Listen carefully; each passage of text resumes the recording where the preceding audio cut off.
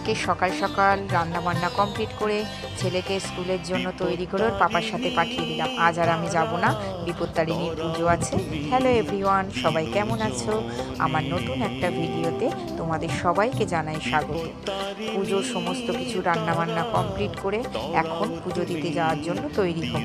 আজকের পুজোর মেনুতে কি আছে বলো তো? পরোটা, সুজি আর ছোলার ডাল। এবার পুজোর জন্য তৈরি হব। পুজোর জন্য তৈরি মানে আলতা, সিঁদুর, শাড়ি এগুলোরই সমন্বয়। আজকের আলতাটা শান্তিভাবে পড়ছি, কারণ ছেলে যদি থাকতো আমি আলতা পরিয়ে দেবো। অকার, আকার, ক, খ, 1 2 সবই আমার পায়ে লিখে দিত। আলতা পরা হয়ে গেছে, এখন পরে নেব শাড়ি। একটু হালকা করে রেডি হয়ে নেব, কারণ এখান থেকে সমস্ত কিছু নিয়েই একেবারে বেরোবো। কারণ যদি দেরি হয় ছেলেকে স্কুল থেকে আনতে তো যেতে হবে, তাই সমস্তটা কিছু নিয়েই বেরোবো। শাড়ি পরা হয়ে গেছে, একটু টুকটাক রেডি হয়ে পুজোর জোগাড়ও করে নেব। আর ওখানে পুজো দিয়ে দেবো বলে ফল, মিষ্টি আর ডোরও বাঁধা হয়ে গেছে। একটু বাতি ধূপ নিয়ে মন্দিরে চলে যাব।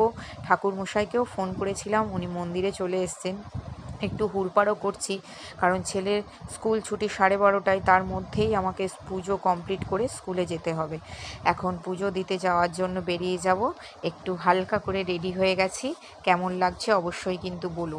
আর সমস্ত কিছু নিয়ে মন্দিরে চলে এলাম, পুজোয় বসে গেছি। ভালো করে এখান থেকে পুজো দিয়ে প্রসাদ নিয়ে ছেলেকে স্কুল থেকে আনতে গেলাম। তোমাদের সবার কি পুজো দেওয়া হয়ে গেছে? ভিডিওটা কেমন লাগলো অবশ্যই জানিও, আর আমাকে অনেক ভালোবাসা দিও। মায়ের কাছে প্রার্থনা করি সবাইকে বিপদ থেকে রক্ষা করো, সবাই খুব ভালো থাকো। টাটা, দেখা হবে নতুন ভিডিওতে।